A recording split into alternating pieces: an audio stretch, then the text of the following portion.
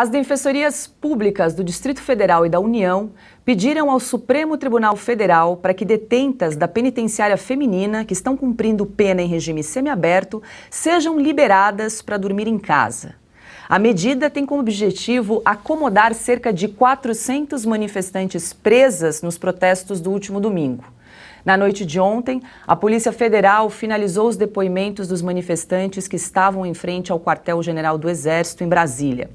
Das 1.800 pessoas detidas por supostamente participarem dos atos de vandalismo na Praça dos Três Poderes, 1.000 foram encaminhadas ao complexo penitenciário da Papuda. Outras 684 pessoas, a maioria mulheres, crianças e idosos, foram liberadas por ordem do ministro Alexandre de Moraes. Ana, eu gostaria de saber os crimes que essas detentas que estão sendo liberadas para casa cometeram, né?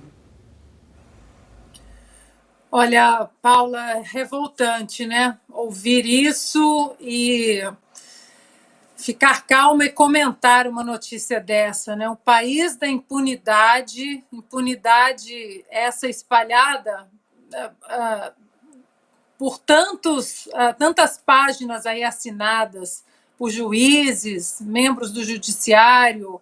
E é difícil, né? Eu acho que é até injusto falarmos do judiciário brasileiro, porque ainda existem juízes sérios no Brasil, juízes de primeira instância, segunda instância, desembargadores, juízes que têm apenas a letra fria da lei ali na Constituição como único norte jurídico. Mas nós sabemos que no Brasil os garantistas eles estão em número muito maior do que aqueles constitucionalistas. E, curiosamente, os garantistas, de repente, da noite para o dia, passaram a ser punitivistas. Sem o devido processo legal, a gente vai ter que repetir, não tem jeito, sem o devido sistema acusatório, sem o respeito a todas as etapas de um sistema acusatório. Muito triste o que está acontecendo no Brasil. Estamos, sim, diante de um estado de exceção, não porque um descondenado ou um condenado em 3 instâncias conseguiu se eleger presidente dentro de todo o contexto eleitoral de meses, até de 2 anos, mas num contexto perigoso, onde a Suprema Corte do país, os ministros ali da Suprema Corte de um país, não estão respeitando a Carta Magna, não estão respeitando a Constituição, né? A Constituição hoje, ela é, como a gente vem falando aqui, o que eles acham que a Constituição deva ser. E esse processo acusatório não ser respeitado, esse processo legal não ser respeitado, eu até ia perguntar para o Alan, acabei esquecendo, isso afeta também o lado econômico, porque quem vai querer investir num país onde não há ordenamento jurídico, onde as leis não são respeitadas, né? Haverá sempre um temor e um medo de colocar qualquer investimento, recursos financeiros num país onde as leis não são respeitadas. Muito triste o que nós estamos vivendo no Brasil. É preciso que o Congresso volte logo aí desse recesso e tente colocar um pouco de ordem nesse caos social e jurídico no Brasil. E aí, Flávio? A gente precisa entender o que a Ana falou ali sobre o garantismo penal, né? Ou seja, um sistema de todas as benesses. Olha, o criminoso é uma vítima da sociedade, vamos pegar um estuprador, retalhador, aí um torturador, esquartejador e colocá-lo na rua porque ele é uma vítima da sociedade capitalista. Nós precisamos entender que o garantismo penal, que é essa ideologia dominante 90% para mais das faculdades de direito no país, é um meio para um fim. E este fim é colocar um governo modelo Maduro, no modelo Kim Jong-un, no modelo qualquer totalitarismo comunista que você quiser pensar. Aí, sempre com essa pecha de democrático. Se você fala que algo é democrático, você pode defender qualquer coisa. Hoje no Brasil você tem a censura democrática, você tem as buscas e apreensões por causa de crime de emoji democráticas, você tem censura prévia, inclusive democrática, né? Tem toda a quebra de sigilo em bloco democrática, tudo agora você coloca democrático e inclusive xinga a pessoa que está sendo vítima de uma arbitrariedade do Estado de antidemocrática. Só que nós precisamos entender também que este meio para o fim, ou seja, o garantismo penal, permitindo todos os crimes de sangue, esse crime que você tem medo na hora que você anda na rua, que faz com que nós tenhamos hoje prédios murados, né? Nós moramos agora em fortalezas, que nós nunca consigamos usar um vidro aberto no carro numa rua de uma grande cidade no Brasil, ele tem um fim, e este fim é justamente pegar a tia do Zap, pegar a senhora idosa, pegar qualquer pessoa que vai lá e diga: olha, eu acho que esse político aqui merecia, sei lá, tomar uma chinelada na cara. Pronto, agora é crime contra a democracia, o crime mais grave de todos, é um crime contra a Constituição. Essa pessoa é praticamente um nazista aqui, operando uma câmara de gás. Olha, tudo isso aqui é a coisa mais grave do mundo, porque se você xinga um político, onde já se viu xingar um político? Toda a nossa liberdade depende de que nós nunca falemos mal de um político, que você pegue todos os burocratas ali e fale: olha, eu amo todas as suas decisões, porque se você discorda do poder, aí você foi contra a democracia, e nós precisamos ter todo o aparato de repressão violenta, né, como foi o artigo do Guzzo aqui na capa dessa edição, de repressão do Estado em cima de você. Então, no final das contas, tudo isso que a gente está vendo é só vamos dizer, uma notícia que jogou na cara das pessoas. Olha, tire os criminosos, coloca a tia do Zap na cadeia. É isso que está acontecendo com o Brasil. E aí, Segre, o que dizer desse pedido aí da Defensoria Pública que mandou as detentas para casa para abrir espaço para as 400 manifestantes? Eu queria adivinhar qual vai ser o ministro do Superior Tribunal Federal que vai participar dessa decisão, mas eu vou obviar a minha resposta. Mas você sabe que eu estava em Buenos Aires quando aconteceram esses atos vandálicos absolutamente censuráveis e que devem claramente ser investigados e os responsáveis punidos. Mas amigos da Argentina me falam: é a primeira vez que eu vejo uma tentativa de golpe de Estado com crianças e idosos. Porque quando você leu a matéria, você mesma indicou que pessoas que já foram liberadas foram crianças, mulheres e idosos. Quem poderia pensar em fazer um ato terrorista levando o filho, ou levando a mãe?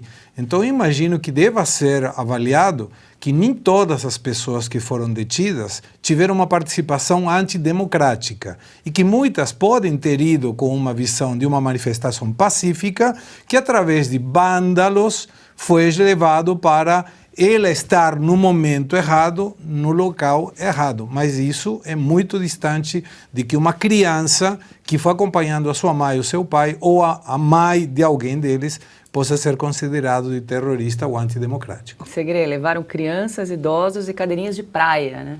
Então, isso, nunca vi isso. Cadeira de praia eu acho muito antidemocrática mesmo. Diga lá, Augusto.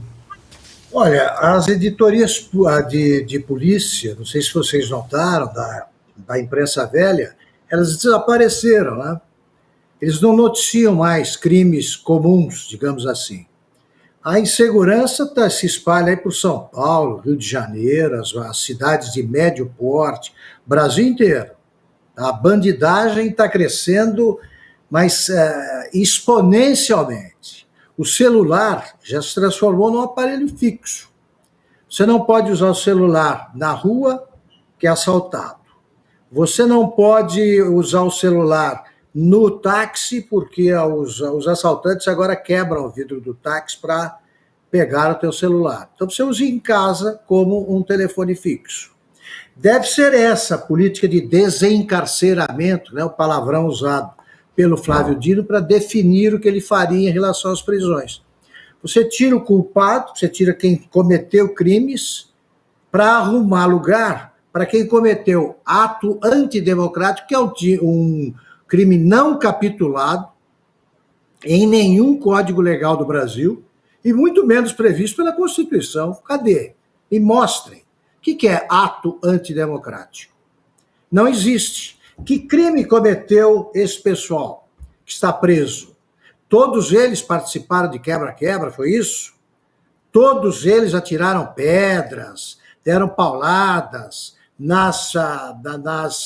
nos palácios desprotegidos ali da Praça dos Três Poderes, estranhamente desprotegidos. Então é o seguinte, A página de polícia dos jornais hoje, do noticiário policial, se resume a culpar a polícia. A polícia matou bandido, tá? Não tem mais ninguém preso. O Brasil faz parte da rota, de todas as rotas usadas por narcotraficantes, traficantes de armas, não se registra prisão nenhuma, né? O jornal não noticia nada. Você só noticia a prisão de inocentes. Então, é um país pelo avesso. E eu só queria aproveitar para... O Flávio, foi o Flávio, né, que estava notando que os comunistas, eles são identificados pelo linguajar, né? Chama de primeiro-ministro, presidente, como fez o Flávio Dino, um ditador. Então, ditador de país comunista não existe, existe líder. Você fala assim, o líder da Coreia do Sul, como assim? Líder da Coreia do Norte, tremendo ditador. Líder de Cuba, tá? Eles têm medo de chamar de ditador um cara que é ditador e assim se qualifica. Agora, voltando ao Flávio Dino, falaremos dele mais vezes. Parabéns pela política de desencarceramento, né? Com isso ele se poupa, não há perigo de ele ser castigado por nada, porque só se prende inocente no Brasil. Agora 19h02. O ex-ministro Raul Jungmann, que comandou a segurança pública e a defesa no governo de Michel Temer, disse em entrevista ao programa de William Vac na CNN seria impossível uma invasão aos palácios do Planalto, Alvorada e Jaburu. Ele questiona a responsabilidade do governo federal, abre aspas. Quem manda na guarda presidencial e quem dá as determinações para o comando militar do Planalto é o GSI, o Gabinete de Segurança Institucional. Essa questão não está esclarecida. Essa é uma questão central, esse apagão da inteligência do governo federal que tem diversos órgãos. Vários sinais foram dados anteriormente, fecha aspas. Flávio, a gente já comentou bastante a respeito desse assunto ao longo da semana, muitas perguntas sem respostas em relação aos atos do último domingo. Esta, na verdade, é uma das questões mais importantes da história do Brasil. Eu diria que só nesse século já é certamente a questão mais importante. O que aconteceu com a segurança? Por quê? Na verdade, vamos ser honestos, você tem medo dessas velhinhas aí? Você tem medo desse bando de caminhoneiro que estava lá comendo um arroz com ovo, passando, sabe, meses ali na frente do quartel num desespero, falando, olha, minha vida está acabada aqui, eu quero pelo menos ter alguma representatividade. Um monte de aposentado, a gente passava na frente dos quartéis, aí só via velhinho, sabe? Quando a gente ia fazer entrevista era sempre a mesma coisa. E aí, de repente, eles dizem que essas pessoas são extremamente perigosas.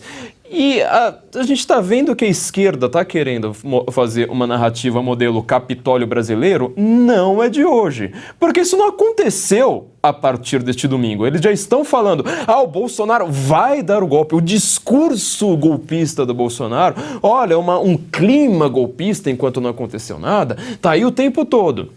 E aí, você acha que, na verdade, os esquerdistas tentam pensar em qualquer deputado, qualquer senador, qualquer político, qualquer burocrata que você consiga imaginar, inclusive qualquer jornalista, você não acha que ele deu aquela risadinha na hora que começou a invasão, falando, agora nós conseguimos, agora nós temos a nossa narrativa, agora a gente coloca mais um inquérito, agora a gente fecha mais uns jornais, agora nós conseguimos censurar alguma rede social, olha, agora nós conseguimos abolir mais alguma liberdade no Brasil. Vamos fechar alguma empresa. Vamos culpar alguma pessoa ali por, sei lá, estar perto no dia 11 de agosto de 2018, que ela chegou perto ali daquela pessoa. Eles estão fazendo exatamente isso. Todo esse discurso que agora você vê na mídia, que é golpista, fascista, antidemocrático, terrorista. Tudo isso é uma fachada para colocar o poder total. Eles estavam rindo da nossa cara, nós sabemos disso muito bem.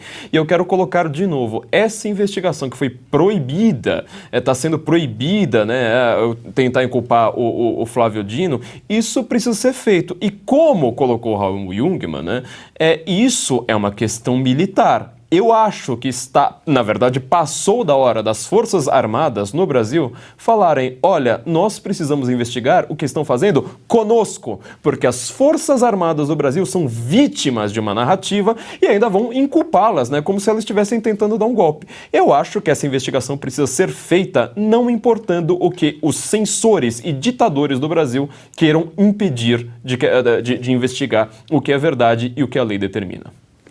E ainda sobre as invasões à Esplanada em Brasília, nós recebemos hoje um vídeo que mostra a violência da Polícia Militar contra uma manifestante que passava mal no Palácio do Planalto. Vamos acompanhar. Vem a mulher que tá passando mal aí. Vem, vai. Aqui, fechou. Fechou. Vai, algemada. É algemada. Tira pra cá. É algemada.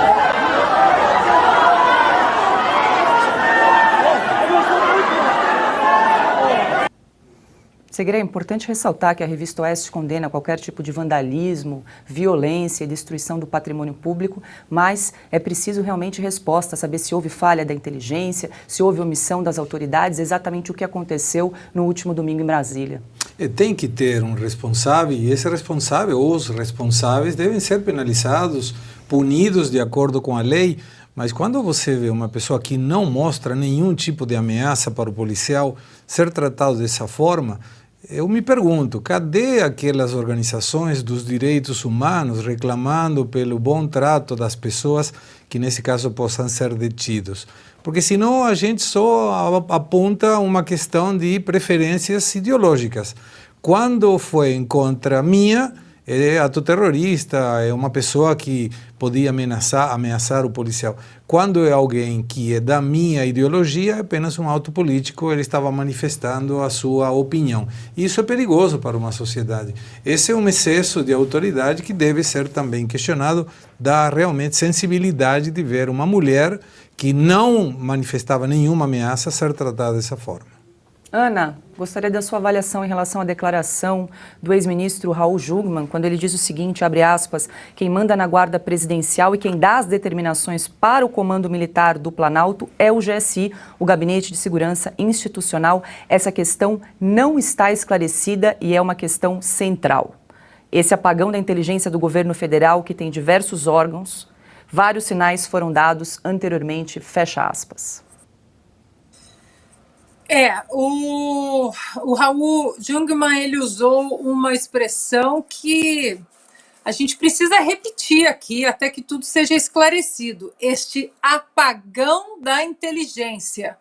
Que foi um apagão, né? De repente, os três poderes ali não tinham o policiamento adequado, uma multidão caminhava para ônibus chegando em Brasília, todos sabíamos, as redes sociais estavam cheias de vídeos de pessoas indo a Brasília, alguns para se manifestar de forma pacífica e ordeira na frente do Congresso, embora aqui nós questionamos, até antes do dia 8, ir ao Congresso para quê? Em recesso, né? Não tem nada lá no Congresso, continuem com as manifestações pacíficas e ordeiras nas suas cidades, e aí, de repente, esse apagão da inteligência, eu acho que é a expressão perfeita para o 8 de janeiro, como você disse, Paula.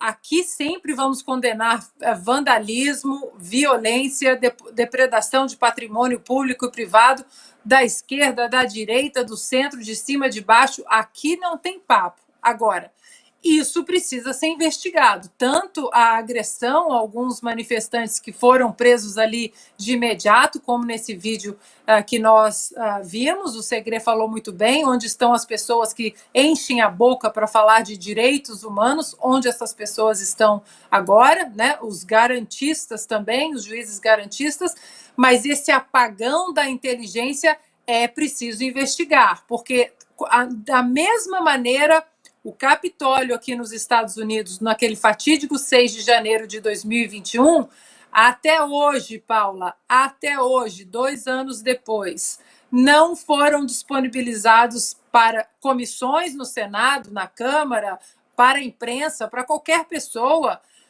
os vídeos das câmeras de segurança ali em torno do Capitólio. Então, onde estão? Né? Nós também precisamos saber onde estão essas imagens do antes, durante e o depois dessa violenta e importante invasão, né, dos nossos poderes em Brasília, e essa investigação tem que ter a mesma celeridade com que Alexandre de Moraes teve em prender essas 1.200 pessoas num ginásio.